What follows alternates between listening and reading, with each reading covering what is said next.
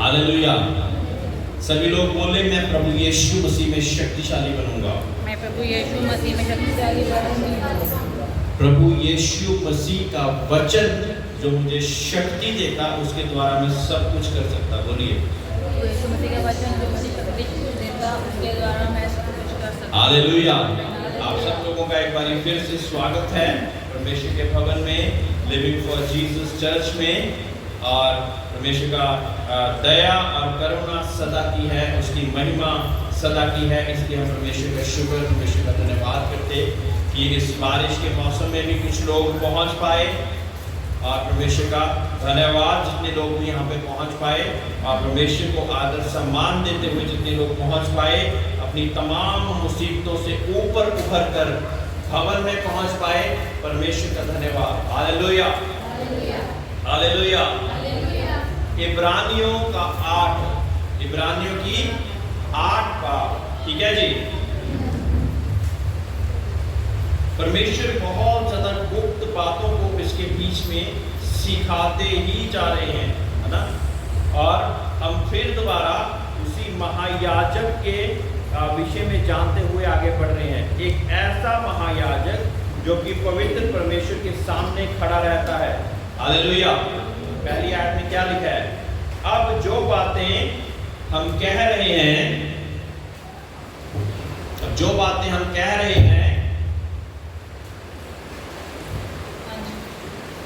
उनमें से सबसे बड़ी बात यह है कि हमारा ऐसा महायाजक है जो स्वर्ग पर महिमामान के सिंहासन के दाहिने जा बैठा है। Hallelujah, hallelujah. हमारी प्रार्थनाओं को परमेश्वर तक कौन पहुंचा रहा है? जो उसके दाहिने हाथ पे बैठा हुआ है। Hallelujah, hallelujah. वो कौन है? जो जयवंत से बढ़कर हो गया और हमें भी जयवंत से बढ़कर होना सिखाता है। एक चीज को देखिए कि यीशु मसीह राजा भी है। क्या है? जीसस इज किंग, ठीक है। और क्या है? हाई प्रीस्ट भी है, महायाजक भी है। और एक और चीज है प्रभु यीशु मसीह, एडवोकेट, हमारा वकील भी है। ये सारी विशेषताओं को लेकर प्रभु यीशु मसीह प्रभु परमेश्वर के, पिता परमेश्वर के दाहिने हाथ में बैठा हुआ है। और वो हमारी लगातार पैरवाई करता रहता है, लगातार पैरवाई करता रहता है। जब अलग अलग पुस्तकें खोली जाती जहाँ पे आपको दोष लगाने वाला लगातार दोष लगाता रहता, तो प्रभु परमेश्वर यीशु मसीह हमारा महायाजक होकर और एक एडवोकेट, हमारा वकील, हमारी वकालत क्या करता है कि इसने इस पाप की क्षमा मांग ली है, इसलिए इस पर दंड की आज्ञा नहीं। तेरे वचन में लिखा, तेरे लहू के द्वारा माफी है, तेरे लहू बहाने के द्वारा, बलिदान के द्वारा तूने इन लोगों को माफ कर दिया है। और फिर हमारी प्रार्थना पहुंच जाती है परमेश्वर के पास और उत्तर लेकर वापस आ जाती है। हालेलुया। लेकिन जब हम उन चीजों की क्षमा नहीं मांगते, अपने आप को नम्र करके उन चीजों की क्षमा नहीं मांगते, तो क्या होता? उन चीजों का अभाव प्रभाव हमारे जीवनों में, हमारे बच्चों के जीवनों में और हमारे सभी लोगों के जीवनों में पड़ा रहता। हालेलुया, है ना। एक समय पे हमने क्या सीखा था कि जितना बड़ा शाप या पाप चल रहा है, क्या मतलब है कि उसकी आज्ञाकारिता के अनुसार उसकी हमने माफी ही नहीं मांगी है ना। कुछ गुनाह, कुछ पाप, कुछ शाप, कुछ बीमारियां हर एक पीढ़ी दर पीढ़ी चलती जा रही हैं क्योंकि उसकी माफी मांगी नहीं, है ना। उस दिन मैंने क्या बताया कि आज ही ये निर्णय ले लें कि हम उस चीज की माफी मांगकर अपनी नई पीढ़ी में उसको बढ़ने नहीं देंगे। Hallelujah, hallelujah. और जब आपके लिए रास्ता बना दिया है, प्रभु यीशु मसीह ने आपको रास्ता बनाकर दे दिया है। क्या रास्ता है? कि तू माफी मांग तो मैं माफ करने में धनी हूँ। ये बिना लहू बहाए नहीं होना था। अभी हम बात कर रहे थे कि प्रभु यीशु मसीह ही क्यों माफी दे सकता है। वो वजह इसलिए है कि निष्कलंक मेमने की जरूरत थी। कोई निष्कलंक जिसने कभी पाप ना किया हो उसका लहू बहाना जरूरी था। जो हमारे ब्लड में, जो ब्लड कहते हैं उसको जिंदगी कहते हैं, सारा खून निकाल दो तो जिंदगी खत्म। उसने अपने निष्कलंक लहू के द्वारा कुर्बानी देकर हमारे लहू को पाक साफ कर दिया। Hallelujah, hallelujah. इसलिए प्रभु यीशु मसीह, ठीक है, बहुत सारे पीर पैगंबर महात्मा, बहुत सारे महापुरुष हुए, बहुत अच्छी टीचिंग्स को देते होंगे, लेकिन पापों को, शापों को क्षमा करने की ताकत किसी में नहीं है। और पापों को क्षमा नहीं होगे तो हमें मुक्ति नहीं मिलेगी। मुक्ति नहीं मिलेगी तो हम स्वर्ग राज में प्रवेश कर ही नहीं सकते, इसमें कोई दो राय नहीं है। जितना भी दुनिया में हम लड़ाई कर ले, झगड़ ले, जो मर्जी कर ले और कहें कि हमारा ये है, हमारा वो है, वो अच्छा है, वो बुरा है, ये अच्छा है, वो बुरा है, कुछ भी करते रहें, लेकिन जब तक पापों की क्षमा नहीं तब तक मुक्ति नहीं। पापों की क्षमा बिना बलिदान के द्वारा नहीं मिलती, बिना बलिदान के नहीं मिल सकती। और बलिदान ऐसा होना चाहिए जो कि तमाम ग्रंथों में लिखा गया। वो क्या था बलिदान? एक निष्कलंक मेमना, एक निष्कलंक मेमना जिसके सिर पर ताज कांटों का रखा जाएगा, उसके हाथों पे कीलें ठोकी जाएंगी, उसका लहू का एक एक कतरा बहा दिया जाएगा ताकि आपके लहू के एक एक पाप को वो क्षमा करके, एक एक शाप को मिटाकर आपको नया कर दे। हालेलुया। तभी हम कहते हैं नया जीवन हमने प्राप्त किया है। जब प्रभु यीशु मसीह में आ जाते हैं तो नया जीवन प्राप्त करते हैं। चेलों ने एक बार पूछा कि नया जीवन कैसे, क्या मैं अपनी माँ की कोख में जाकर वापस आ सकता हूँ? प्रभु कहते हैं कि नहीं, जितनों ने विश्वास कर लिया उसी स्थिति से उन्होंने एक नए जीवन की प्राप्ति को प्राप्त कर लिया। हालेलुया ना। जब हम बपतिस्मा लेते तो क्या कहते हैं? हमारी पुरानी बातें दफना दी गई हैं और जब हम जी उठे हैं वो कैसे हैं? एक न्यूनतम नए, एकदम नए। हालेलुया। तो पुरानी बातों का हम पर कोई भी अधिकार नहीं रह जाएगा। दूसरी आयत में लिखा, और पवित्र स्थान और सच्चे तंबू का सेवक हुआ जिसे किसी मनुष्य ने नहीं परंतु प्रभु ने खड़ा किया है। हालेलुया। जो यहाँ के दुनिया के भवन है वो कौन बनाता? मनुष्य बनाता। लेकिन एक ऐसे तंबू, एक ऐसे मंदिर की तरह जो कि परमेश्वर की तुल्य, जैसा परमेश्वर वहां पे मंदिर बना हुआ था उसी रीति से यहाँ का भी मंदिर बनाया गया था। ठीक है, दुनिया में भी वैसा ही मंदिर जैसे कि स्वर्ग में हुआ करता था। अब यहाँ पे तो लोगों के बीच में से ही महायाजक और याजक चुने जाते थे, लेकिन वहां पे चुना परमेश्वर ने हमारा महायाजक, जो कि जिसकी करुणा सदा की है, और वो है प्रभु यीशु मसीह। हालेलुया। जो कि जिसका राज्य कभी भी नहीं टलेगा, जिसका राज्य कभी भी नहीं टलेगा। हालेलुया। आज, कल और युगानुग उसका राज्य कभी भी नहीं टलेगा, और वो है हमारा परमेश्वर यीशु मसीह। हालेलुया, है ना। और क्योंकि हर एक महायाजक भेंट और बलिदान चढ़ाने के लिए ठहराया जाता है, इस कारण अवश्य है कि इस महायाजक के पास भी कुछ चढ़ाने के लिए हो। हालेलुया। अब यहाँ पे बिना लहू के या बिना किसी चढ़ावे के महायाजक उस पवित्र स्थान में नहीं जाता था। तो प्रभु परमेश्वर यीशु मसीह के पास, मतलब यीशु मसीह जब प्रभु परमेश्वर के पास पहुंचा तो उसके पास क्या था? उसको भी तो कुछ ना कुछ लेके जाना था, तभी तो वो महापवित्र स्थान में पहुंच पाता। तो क्या था उसके पास? बताइए जल्दी। हालेलुया। बताएं कि महापवित्र स्थान में जब प्रभु यीशु मसीह पहुंचे तो उनके पास क्या था?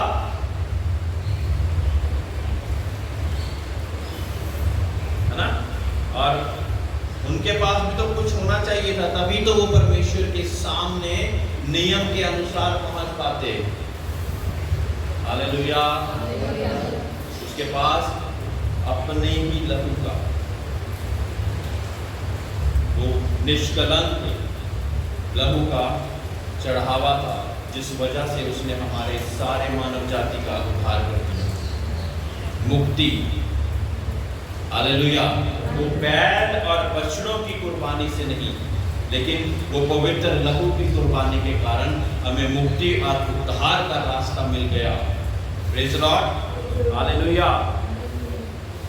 वह स्वर्ग में, 5वीं आज्ञा, वह स्वर्ग में की वस्तुओं के प्रतिरूप और प्रतिबंध को सेवा करते हैं, जैसे जब मूसा तंबू बनाने पर था तो उसे यह चेतावनी मिली, देख जो नमूना तुझे पहाड़ पर दिखाया गया था उसके अनुसार सब कुछ बनाना। हालेलुया। मूसा को सबसे पहले दिया गया था वो नमूना, और उसी के अनुसार उसने पृथ्वी पर भी बना दिया। हालेलुया। जैसा नमूना परमेश्वर के स्वर्ग में होता, वैसा नमूना मूसा को दिया, और मूसा ने वही नमूने के द्वारा पवित्र मंदिर का निर्माण किया, है ना। महापवित्र स्थान, और फिर पवित्र स्थान, और फिर आम जनता के लिए। हालेलुया।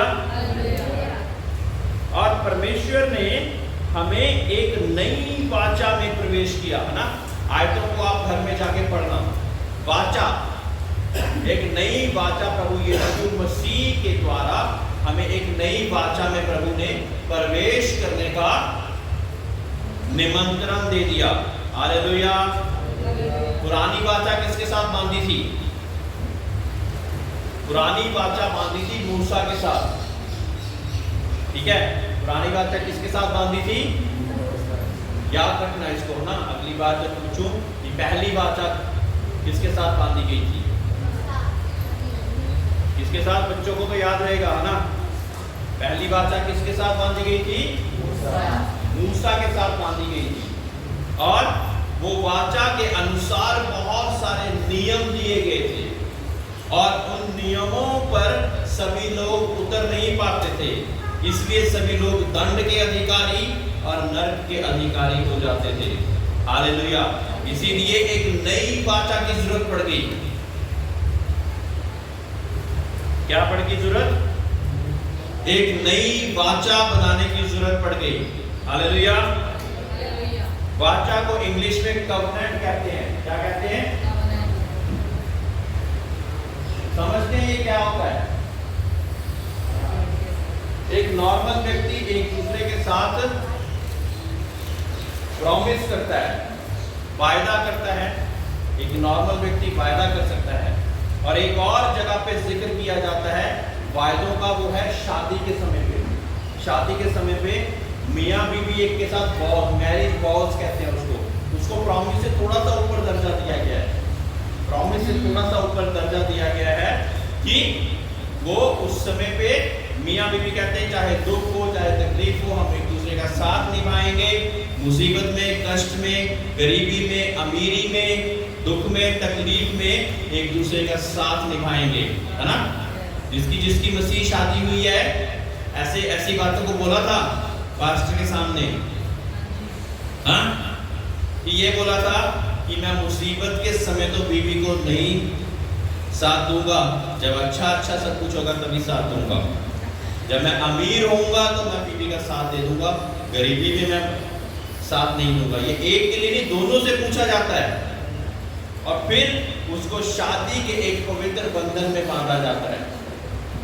मैरिज वॉव्स कहते हैं उसे। हालेलुया। हालेलुया। जिसकी मैरिज हुई है वो जानते हैं, उनसे पूछा जाता है कि क्या आपको ये बात कबूल है। याद है कि कबूल है, किसने ये तो सुना होगा कि हमेशा कहते हैं कि 3 बार मुसलमान कहते हैं कि कबूल है, कबूल है, कबूल है, तो शादी हो गई। लेकिन कबूल क्या करवाना है? कबूल क्या करवाना है? किस चीज को कबूल कराना है? शादी को, तो शादी तो वो करने आया ही है, लेकिन किस चीज को कबूल कराना है? हाँ, कि मैं इसका सुख दुख में साथ दूंगा, मैं इसका अमीरी गरीबी में इसके साथ होगा, चाहे कष्ट हो, चाहे झोंपड़ी हो, चाहे बड़ी इमारत हो, सब जगह पे मैं इसके साथ खड़ा हूँ, चाहे बीमारी हो, चाहे लाचारी हो, मैं इसके साथ खड़ा रहूंगा। ये क्या होते हैं? वॉज होते हैं, है ना। ये है एक प्रॉमिस होती है और फिर एक मैरिज के उनको वॉज कहते हैं। ये भी एक तरह की एक और मजबूत वायदा होता है जब हम एक दूसरे के साथ करते हैं। इससे भी ऊपर जो कि परमेश्वर के बीच में और इंसान के बीच में बांधी जाती है उसको क्या कहते हैं? वाचा। क्या कहते हैं? वाचा। इंग्लिश में कवनेंट और हिंदी में वाचा। क्या कहते हैं? वाचा।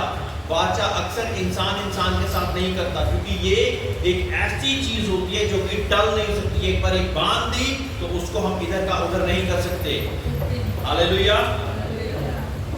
और परमेश्वर का वचन कहता कि मूसा के साथ जब वाचा बांधी थी,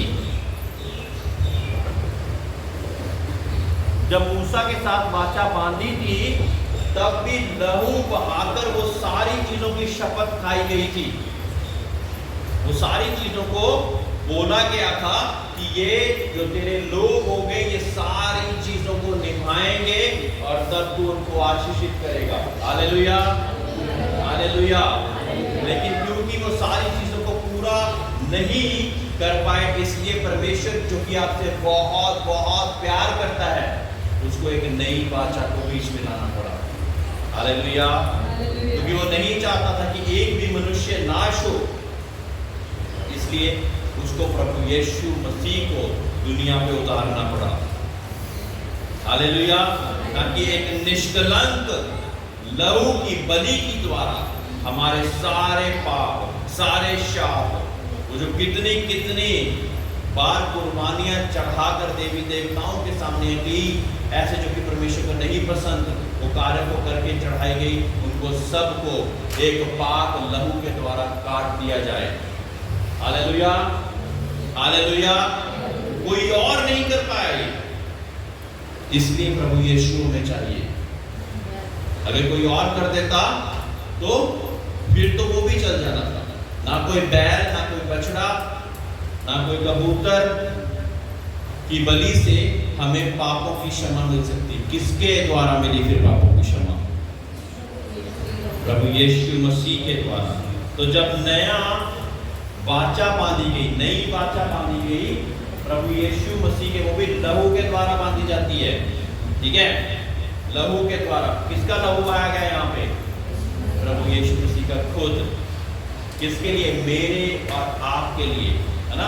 सबसे ज्यादा बोले जाने वाली आयत, परमेश्वर ने जगत से ऐसा प्रेम रखा कि अपना इकलौता पुत्र दे दिया, ताकि जो कोई उस पर विश्वास लाए वो नाश ना हो परंतु अनंत जीवन पाए। सारी मनुष्य जाति के लिए, कोई क्रिश्चियन, कोई ब्राह्मण, कोई और जाति कोई भी नहीं लिखी वहां पे। बोला जगत से ऐसा प्रेम किया, क्योंकि वो सब मनुष्यों से प्रेम करता, सब मनुष्यों के लिए उसकी कुर्बानी वैलिड है। जो कोई विश्वास करे वो नाश ना हो परंतु अनंत जीवन पाए। विश्वास करना जरूरी है, बिना विश्वास के कुछ भी नहीं हो पाएगा। फिर वो परमेश्वर की कुर्बानी जाया रह जाएगी। लेकिन क्योंकि उसकी बड़ी कुर्बानी, एक एक लहू का कतरा बहा दिया जिसने, हाँ, एक एक कतरा लहू का जिसने बहा दिया, उसके लिए क्या करना पड़ेगा? उस पर विश्वास करना पड़ेगा। और उसमें फायदा क्या होगा? आप नाश नहीं होंगे लेकिन अनंत जीवन पाएंगे। Hallelujah, hallelujah, hallelujah. कौन कौन चाहता है कि उसको अनंत जीवन मिले? अगर अनंत जीवन चाहिए तो प्रभु यीशु मसीह पर विश्वास कर लेना और उसके लहू के कुर्बानी के द्वारा पापों की क्षमा जो आपने मांगनी है वो मांग लेना। नहीं तो नरक आपका स्वागत कर ही रहा है। ठीक है जी, वो स्वागत दुष्ट बड़े धूमधाम से करता है आपका, तो वो वहां पे करने के लिए तैयार बैठा है। तो पुरानी वाचा को मिटाकर परमेश्वर ने एक नई वाचा बांधी, और परमेश्वर ने ही पुरानी वाचा को मूसा के साथ बनाया था। अब नई वाचा को यीशु मसीह के साथ हमारे बीच में रख दिया, ताकि जो कोई उस पर विश्वास करे वो नाश ना होगा परंतु अनंत जीवन पाएगा। हम जब दुआएं प्रार्थनाएं करते तो इसी हिसाब से करते कि मैंने क्योंकि प्रभु यीशु मसीह पर विश्वास किया है। प्रभु तेरे वचन में लिखा कि जो मेरे पाप हैं, शाप हैं, तेरे लहू के द्वारा क्षमा हो जाते, इसलिए मैं माफी मांग लेता। और जो जो पाप आपको याद आते हैं उसके लिए आप माफी जब मांगते तो परमेश्वर कहता है कि जो माफी मांग लेता उनको मैं माफ करने में धनी हूं। हालेलुया। तो नई वाचा परमेश्वर लेकर आ गया। हालेलुया।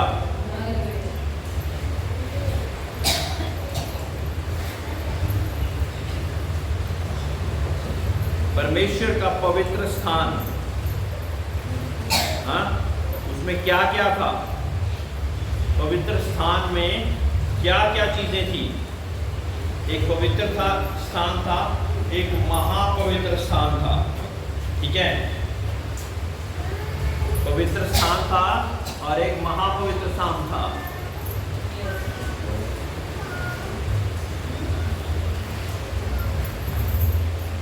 नौ में इब्रानियों 9 में जाएं और उसकी पहली आयत में जाएं। हाँ, उस पहली वाचा में भी सेवक के नियम थे और ऐसा पवित्र स्थान था जो इस जगत का था, क्योंकि एक तंबू बनाया गया। पहले तंबू में क्या था? बच्चे याद रख पाएंगे, पहले तंबू में क्या था? ठीक है, ये याद रखें कि हमने वाचा के बारे में सीखा, परमेश्वर के पवित्र तंबू के बारे में सीखा और हमारी पापों की क्षमा केवल प्रभु यीशु मसीह ही क्यों कर सकते हैं ये सीखा। ठीक है, अब पवित्र तंबू में सबसे पहले क्या था? बोले कोई, पढ़े वहां से। पहले तंबू में दीवट, हाँ, क्या था? दीवट और मेज, भेंट की रोटियां। यह पवित्र स्थान कहलाता था। ये क्या कहलाता था? पवित्र स्थान में ये सब था। ये पवित्र स्थान में था। यह है पवित्र स्थान। आगे बढ़े। परम पवित्र स्थान में दूसरा, पर्दे के पीछे वो तंबू था जो परम। अब एक पर्दा लगाया गया था।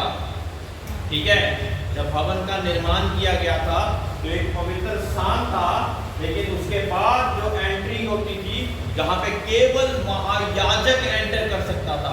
पूरे साल में एक बार यहाँ पे तमाम याजक आते थे, जितने भी याजक हैं यहाँ पे सब आप आते थे।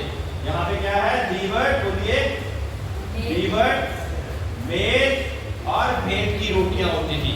ठीक है, यहाँ पे ही सारी भेंटें और सारी सैक्रिफाइसेस लोग वहां पे लेके आते थे। ये था पवित्र स्थान। अब महापवित्र स्थान में क्या था? उसमें सोने की धूपदानी,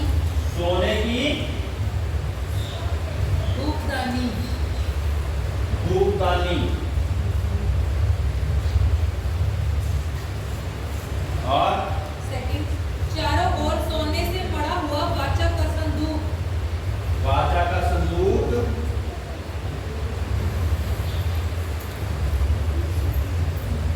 हाँ जी।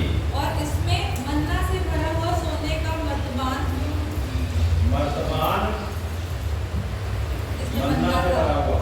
और हारून की छड़ी जिसमें फूल फल आ गए थे। हारून की छड़ी।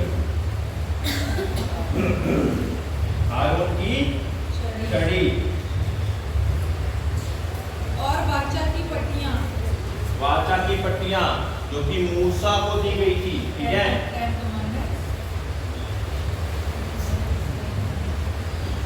अगर कोई पूछे कि क्या होता था महापवित्र स्थान में, तो आप ये सारी चीजें को बता सकते हैं। आगे भी उसके ऊपर दोनों तेजोमय करूब थे। ऐसे करके तेजोमय स्वर्गदूत ऐसे ऊपर बैठे रहते थे, है ना? जैसे हमारा चर्च का लोगो है ना, वो देखिए ऊपर, वो देख रहे हैं जहाँ पे लिविंग फॉर जीसस लिखा है ना, वो है वाचा का संदूक। इसके बीच में क्या क्या है? सोने की धूपदानी, वाचा का संदूक, मर्तबान, हारून की छड़ी, और वाचा की पट्टियां। ठीक है, कहां पे है वो देखो ऊपर।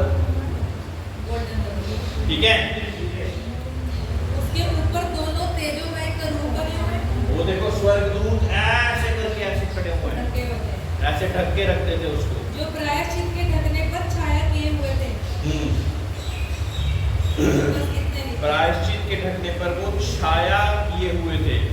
अब महापवित्र स्थान में सोचो ये सारी चीजें होती थी जो कि परमेश्वर को याद दिलाते थी। वाचा और वाचा की पट्टियां, हारून की छड़ी, और ये सारी चीजों को परमेश्वर को याद दिलाकर हम उसके सामने वो चढ़ावों को लेकर आते थे। इसलिए हमें क्षमा मिलती थी। एक साल में एक बार महायाजक जाया करता था, लेकिन अब हमारा महायाजक जो कि प्रभु यीशु मसीह है, वो हमेशा हमेशा के लिए प्रभु परमेश्वर के पास खड़ा हुआ है। हालेलुया, हालेलुया, हालेलुया, है ना। अब हमारा वाचा का संदूक कौन है? प्रभु यीशु मसीह के द्वारा उसने हमारे साथ वाचा बांधी। और ये धूप, ये जो है सोने की धूप छानी है ना, ये क्या है? हमारी धर्मी जन की प्रार्थनाएं जो कि प्रभु यीशु मसीह तक पहुंचती हैं। हालेलुया, ध्यान रखना हर एक चीज का महत्व है यहाँ पे। हालेलुया, हालेलुया, है ना। और ये सारी प्रार्थनाएं परमेश्वर की वाचा जो कि प्रभु यीशु मसीह के द्वारा हमारे साथ दोबारा निर्मित करी गई, इसके साथ परमेश्वर ने हमारे साथ उस वाचा को बांधा। और हमारी दुआएं जो कि एक धूप की, सुगंधित धूप के द्वारा रूप में परमेश्वर के पास पहुंचती। और क्योंकि वहां पे वाचा परमेश्वर यीशु मसीह के साथ जो बांधी है उसकी कुर्बानी के द्वारा, इसलिए हमें माफी भी मिल जाती। Hallelujah, hallelujah, praise the Lord. आज हम इतना ही सीखेंगे। पहली बात हमने क्या सीखी? एक महायाजक जो कि अब दुनिया का महायाजक नहीं है, वो स्वर्ग का महायाजक जो कि हमारे लिए परमेश्वर के दाहिने ओर बैठा हुआ है। यीशु मसीह क्या है? एक राजा भी है, महायाजक भी है, और हमारा वकील भी है जो कि हमारी वकालत करता रहता। ठीक है, सारी चीजों को मैं संक्षिप्त में बता रहा हूँ। और दूसरी बात क्या सीखी हमने? कवनेंट के बारे में, वाचा के बारे में। ठीक है, ये मोटी मोटी 3-4 चीजें सीख जाएंगे, उसके नीचे क्या आएगा थोड़ा थोड़ा याद आना शुरू हो जाएगा। पहली बात, प्रभु यीशु मसीह जो कि हमारा महायाजक है, परमेश्वर के दाहिने ओर बैठा हुआ है, हमारे लिए डेली पैरवाई करता रहता है, जो कि राजा भी है और महायाजक भी है और हमारा वकील भी है जो हमारी पैरवाई करता है। दूसरी बात हमने सीखा वाचा के बारे में, है ना। एक प्रॉमिस होती है, एक मैरिज के वॉज होते हैं, और फिर उससे भी बड़ी चीज होती है वाचा जो कि लहू के द्वारा बांधी जाती है। ठीक है, एक बात मैं बताना भूल गया, जब वाचा बांधी जाती थी ना तो क्या होता था कि तेरे जन मेरे जन होंगे, ठीक है, और तेरे शत्रु मेरे शत्रु होंगे, ऐसे करके वाचा बांधी जाती थी। ठीक है, जब मूसा के साथ परमेश्वर ने वाचा बांधी तो ऐसी वाचा बांधी कि अब तू मेरा मित्र है और तू मेरा साथी है, अब तेरे लोग मेरे लोग होंगे, उनका दुख मेरा दुख होगा, लेकिन तेरे शत्रु भी मेरे शत्रु होंगे। सोचो अगर ऐसा हो जाए तो क्या हो जाएगा। जब हम नई वाचा के अनुसार प्रभु यीशु मसीह के साथ एक नई वाचा में आ जाते तो क्या हो जाता। हम सोचते कि हम ही सबके साथ लड़ने की जरूरत है, प्रभु कहता नहीं, अब जब तूने मेरे साथ वाचा बांध लिया तो क्या होगा, तेरे शत्रु मेरे शत्रु हैं, है ना, तेरे दोस्त मेरे दोस्त हैं। Hallelujah, hallelujah. प्रभु यीशु मसीह पर विश्वास करने से उसकी हमारे साथ वाचा ये बंध गई। Hallelujah, hallelujah. और तीसरी बात हमने सीखी कि क्या क्या चीजें पड़ी हुई हैं। पवित्र स्थान में क्या है, महापवित्र स्थान में क्या हुआ करता था, है ना। और क्या सीखा हमने कि अब के समय पे, जबकि हम महापवित्र स्थान में नहीं जाते, लेकिन परमेश्वर के साथ दुआओं के द्वारा जाते हैं, प्रभु यीशु मसीह जो कि हमारे वाचा का सिर है, वो उसके पास पहुंचती और हमारी सुगंधित धूप हमारी प्रार्थनाओं के रूप में वहां पे पहुंचती। Hallelujah, praise the Lord.